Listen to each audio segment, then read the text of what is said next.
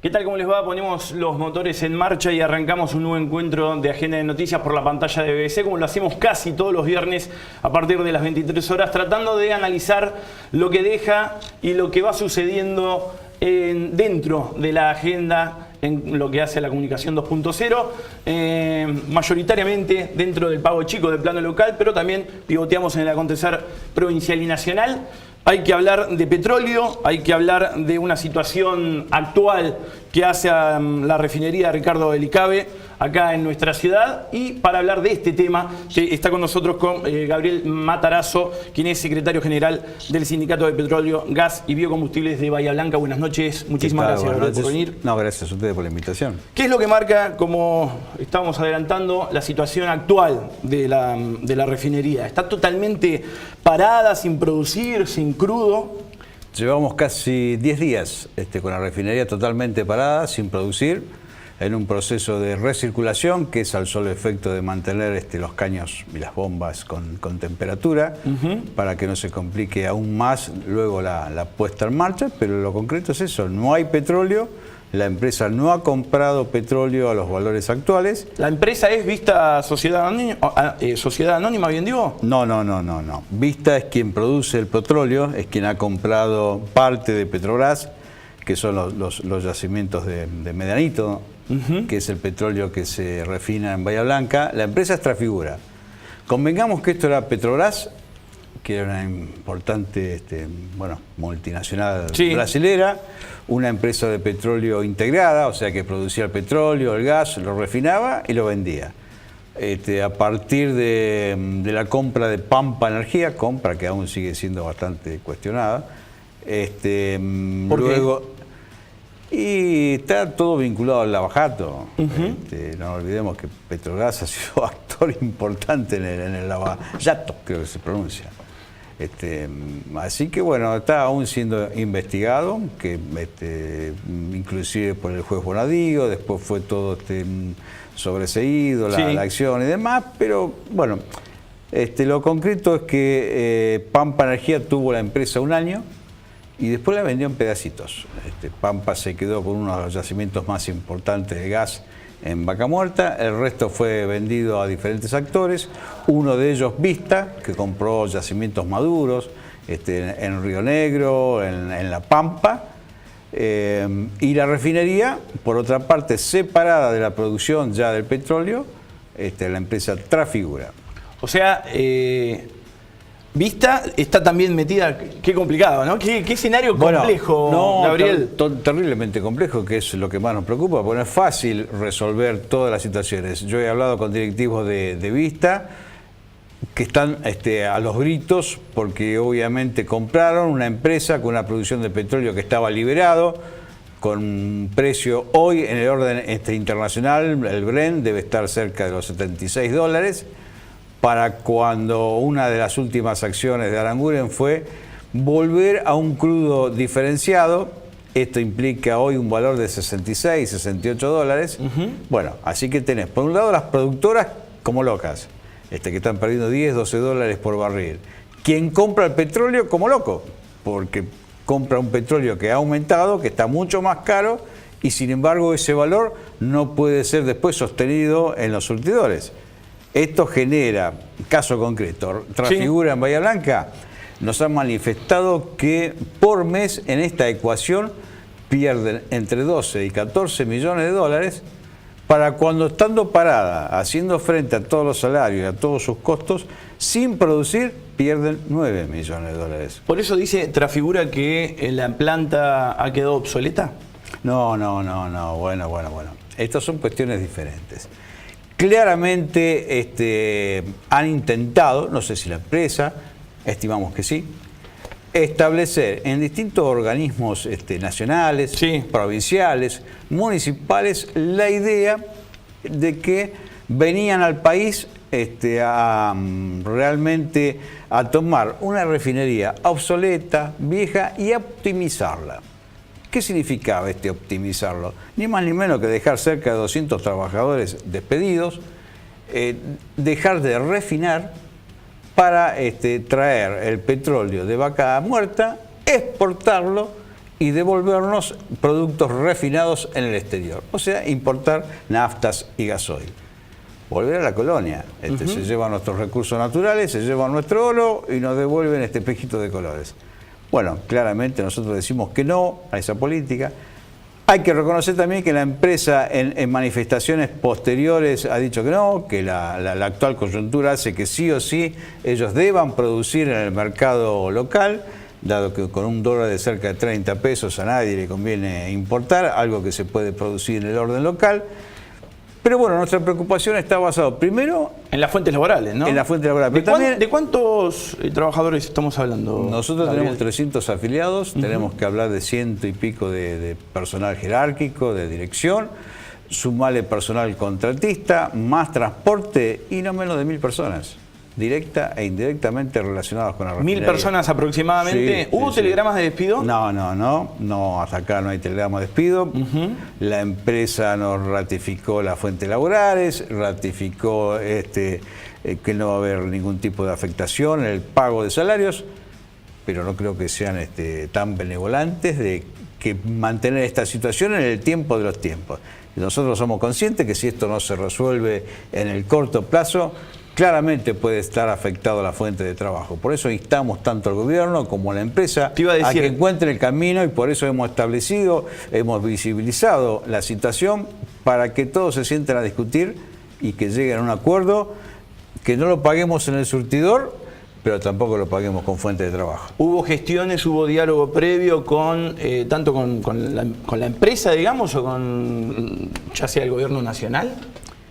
Sí, con el gobierno nacional hemos estado en conversaciones con Energía, obviamente cambió el tablero, cambió el panorama, claro, estamos como GPS, ahora estamos recalculando, porque el nuevo ministro de Energía asumió en el día de ayer, no hemos tenido obviamente aún ningún tipo de contacto, sabemos que estuvieron directivos de la empresa Trafigura de Holanda, reunidos con parte del Ministerio de Economía. ¿Tiene sede la empresa en Holanda y en Uruguay, pero se está instalando en otro país? Recientemente se están instalando, han abierto oficinas en calle Salguero, en Buenos Aires, todo aún muy incipiente.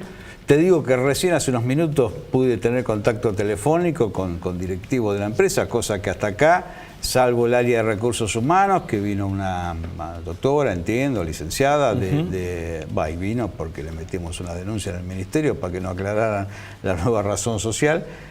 Vino... ¿Esa es la temperatura en cuanto al diálogo existente? Frío, muy frío. Frío siberiano, te diría más que holandés. ¿Y se puede llegar a reencauzar, a destrabar la situación la próxima semana? Nosotros ¿Ustedes tenemos algún llamado, alguna reunión? Sí, no, insisto que recién termino de mantener contacto telefónico con la empresa. Bueno, merced un poco a todas estas gestiones que hemos estado haciendo en todos los organismos nacionales, a nivel local, ayer en el Consejo, instalando el tema en los medios, fundamentalmente dejando en claro una cuestión. Sí. La refinería no es obsoleta, bajo ningún punto de vista. Es una refinería que, para los que entienden, tiene cracker catalítico, tiene hidrotratamiento de naftas, tiene producción de asfalto, de azufre. No es una refinería obsoleta. Eso no lo digo yo, eso es lo que instaló o lo que dijo la empresa. Claramente, la empresa, ¿no? se presentó en el país en altos organismos nacionales y dijo: señores, nosotros venimos a optimizar la refinería. Sí. ¿Qué es optimizarla? Bueno, vamos a traer petróleo de vaca muerta, la vamos a exportar y le vamos a devolver nafta importada. Nosotros a veces claramente nos vamos a oponer. Hoy estamos en discusión a ver si frenamos o no la descarga de un buque con producto importado. En esa lectura sería el eslabón que sobra, ¿no? Pareciera. Claro, y totalmente. Así que, bueno, creemos que la actual coyuntura, por un lado, tiene que ser resuelta. ¿Cuál es la solución inmediata? ¿Cuál es? ¿Cuál sería una solución? A ver. Para descomprimir la situación, Gabriel. Establecer un crudo diferenciado del valor internacional.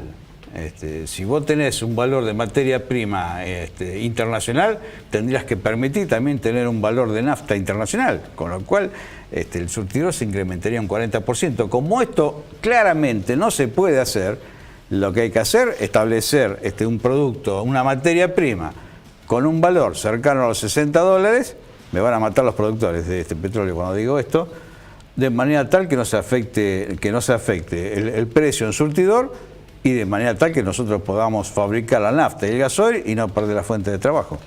¿Y se deberá trabajar en la problemática, digamos, que padece el sector posteriormente? Sí, esto que yo estoy diciendo es un parche. Esto es un parche para que paulatinamente vaya una normalización de la ecuación.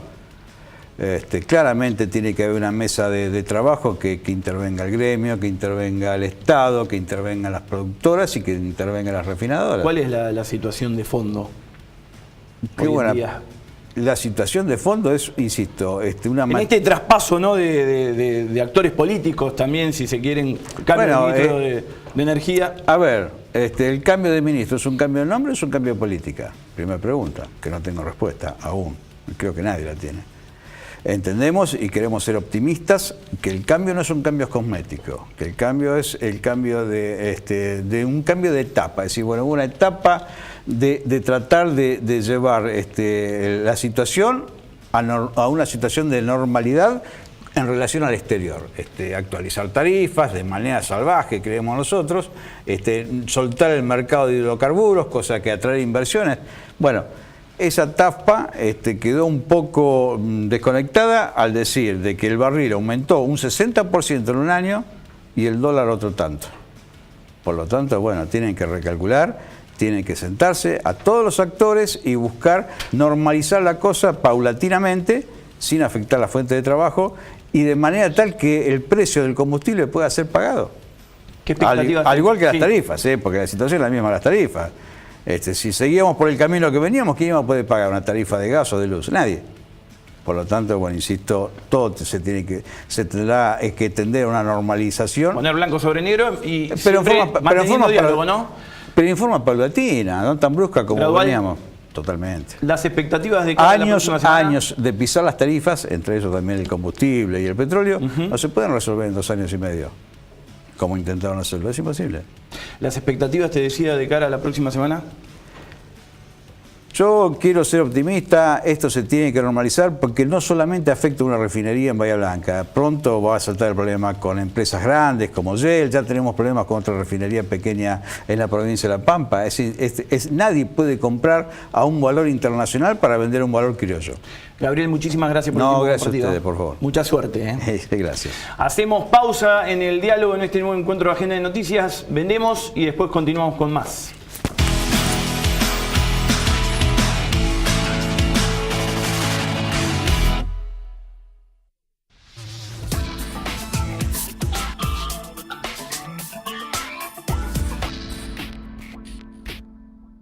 Que no te sorprenda, el monóxido de carbono es una sustancia muy peligrosa, invisible y no tiene olor.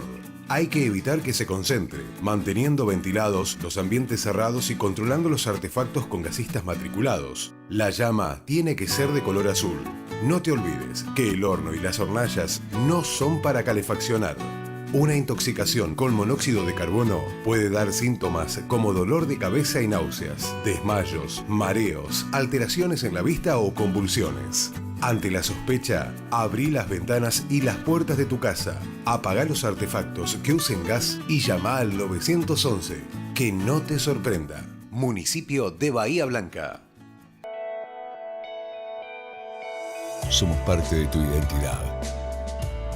Estamos presentes en tu cotidiano. Consorcio de Gestión del Puerto de Bahía Blanca. Una ciudad puerto para todos. ¿Pensaste alguna vez en todo lo que nos da la tierra? La tierra nos da un lugar, un hogar, las costumbres y la lengua, el origen y el futuro, las raíces y el alimento. La tierra tira, la tierra llama. Tu tierra tiene la huella de lo que sos. Profértil, vida para nuestra tierra. Tu voz presente en 24 bancas. Espacio de representación ciudadana. Honorable Consejo Deliberante.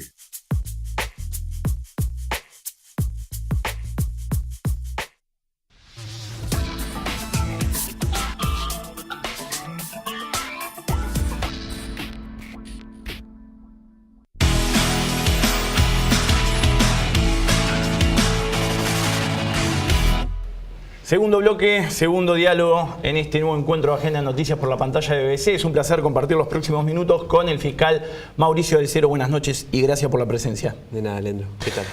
¿Cómo andas? ¿Bien? Bien, ahí andamos con un poco de congestión, ¿no? ¿Sí? Bueno, pero pasa. Pasa. ¿Sí? Pedido de elevación a juicio de dos causas muy importantes que nos conmovieron a todos los bahienses en el 2017.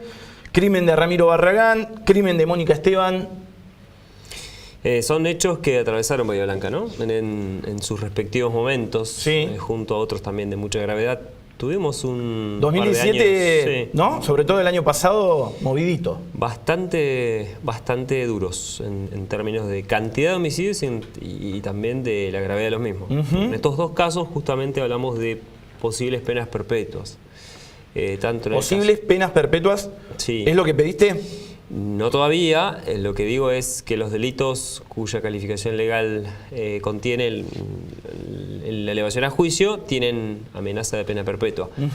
Luego veremos durante el desarrollo del juicio si cabiera la posibilidad de una calificación legal menor que diera lugar a otra pena. Pero las dos causas, tanto la que tiene por víctima Ramiro Barragán como la que tiene por víctima Mónica Esteban, están sancionados con pena perpetua. ¿Por qué le correspondería a Juan Manuel Ortiz y a Gastón Figueroa la perpetua?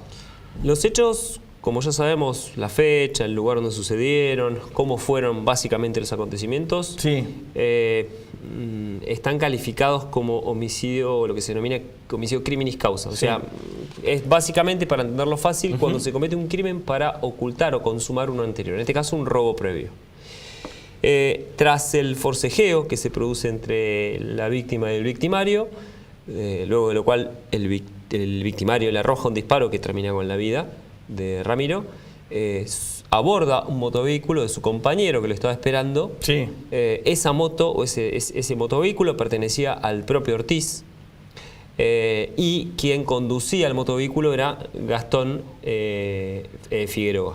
En este marco, en este desarrollo de los hechos, configuran lo que nosotros creemos es un homicidio que se produjo después del robo para consumar el robo. Y eso es un delito criminis o un homicidio criminis causa. En el caso de... ¿Estamos hablando de caudal de pruebas?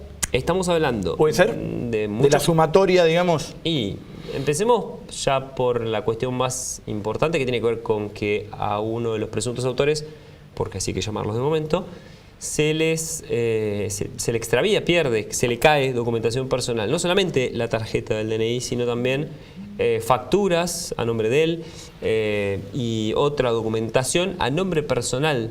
Esto al margen que después se encuentra dentro de la vivienda y así la entrega del ex suegro un arma de fuego, que es el arma que tanta polémica causó por el tema de la sustracción previa de un efectivo que no se allanó.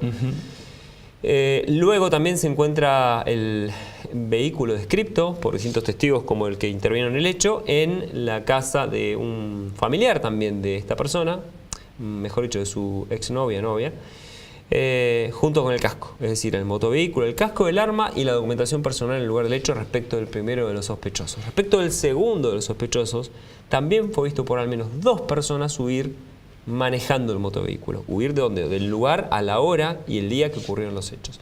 Este es el escenario fáctico que se le va a presentar al tribunal, que en estos días se definirá si es un tribunal. Te iba a decir, ¿juicio por jurados? No, no sabemos. Ah.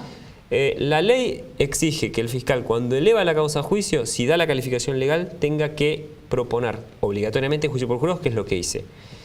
En el capítulo aparte merece la mención que en el mismo pedido también se pidió la inconstitucionalidad de la ley de juicio por jurados, pero eso es un capítulo aparte y es una cuestión técnica. Bien. Y una convicción personal. Yo creo que esta ley de juicio por jurados es inconstitucional. Te iba a decir, la opinión personal en base a esta modalidad. Cierro, si me permitís, porque después suelo olvidarme las cosas. Se me echa un poco. Con respecto a cómo se va a juzgar. Bueno, hay un plazo después de la propuesta fiscal para el juicio por jurados donde los imputados pueden renunciar o no. Si renuncian al juicio por jurados es un juicio técnico. Y si no renuncian, o sea, si nada dicen, entonces se haría juicio por jurados. ¿Estamos hablando los primeros días de julio? ¿A principios de julio? El plazo se estará venciendo los primeros días de julio, digamos, para este plazo que existe para que los acusados y sus defensores, que son distintos en este caso, los defensores oficiales, se expidan sobre si juicio por jurados sí o no, y además podrían llegar a articular algún planteo de nulidad del transcurso de la investigación. No lo sabemos hasta ahora. Eso con respecto a el crimen de Ramiro Barragán. Y si hablamos del crimen de Mónica Esteban. En el caso de Mónica Esteban, y quien tiene en este momento la imputación que recae sobre sí, que es Mario Alberto Saucedo.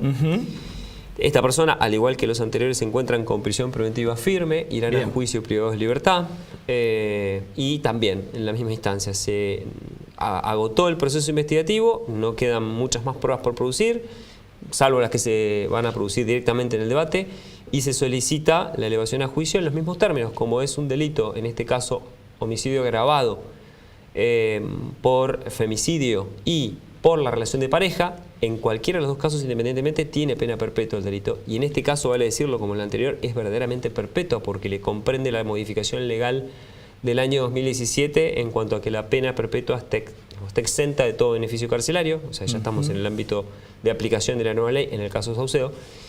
En ese sentido, entonces estamos ya en condiciones, en base a esa calificación legal, de decir que la pena, en el caso que lo declaren culpable, es perpetua.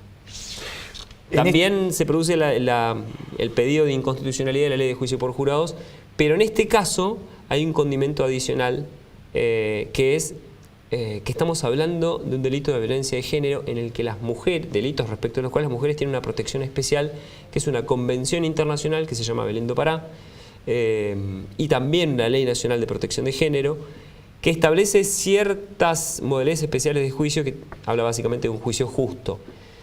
Si el enjuiciamiento tiene que ser justo... O sea, que el juicio por jurado no sería justo. El juicio por jurados, a mi modo de ver, no es justo para las mujeres en general, y en particular tampoco lo es para las víctimas en general, ¿no? O sea, hablamos de...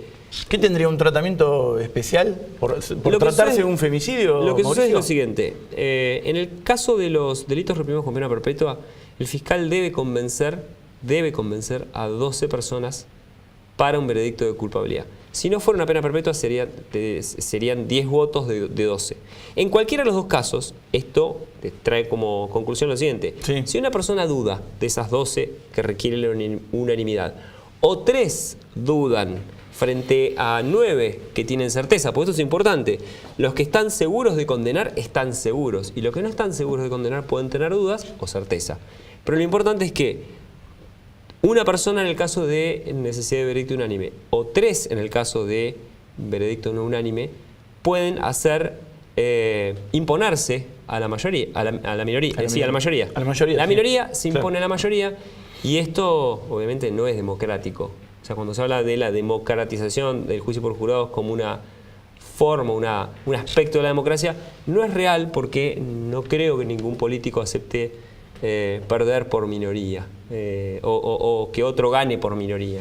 En realidad, creo que el punto es establecer un punto medio. Me parece, bueno, lo que decía, la mayoría, por una cosa o por la otra. O si se quiere, como hacen algunos otros países, que el jurado delibere, y hasta que no saque una decisión unánime en torno a uno o en otro sentido, es decir, si es culpable o no culpable, pero que sea unánime, sí. Entonces a partir de ahí podemos tener un fallo más acertado. Te consulté sobre la opinión personal en base a la modalidad de juicio por jurado, lo dijiste, ¿no? Inconstitucional. Es, para mí, así como está presentado, hay un artículo en la Constitución de la Provincia de Buenos Aires que dice que cuando las decisiones las adopten los tribunales de justicia, y un tribunal de jurados es un tribunal de justicia, colegiado, las decisiones deben adoptarse por mayoría de opiniones. Y bueno, no hay mucho más para decir. Drogas ilícitas, ¿cuánto hace que estás específicamente en el tema? Hace 4 meses. 4 meses. Desde el mes de febrero. Sí. Sí, básicamente es... Todavía estoy en proceso de adaptación, son nombres, personas, situaciones completamente distintas. Por un lado, los abusos sexuales, que yo estaba acostumbrado, los delitos cometidos por la internet, y también a lo que fue materia de mi suburbancia, que es la Unidad Fiscal de Delitos de Homicidios, que es por eso que me quedo con el caso para llevar a juicio Barragán y el caso Esteban. Te iba a preguntar qué panorama habías encontrado, muy cortito porque nos quedamos sin tiempo, lamentablemente, como siempre en este programa, y si había mucho narcomenudeo acá en Bahía Blanca. Mucho. ¿Sí? En este momento creo que estamos en uno de los picos de aumento de la cantidad de denuncias. Para dar una idea, durante el año 2017 y hasta que se produjo el cambio, aproximadamente la fecha no es exacta, pero se produjo el cambio fiscal, ingresaban alrededor de 50, entre 45 y 50 denuncias por mes. En este momento estamos recibiendo, desde febrero hasta aquí, alrededor de 80 por semana.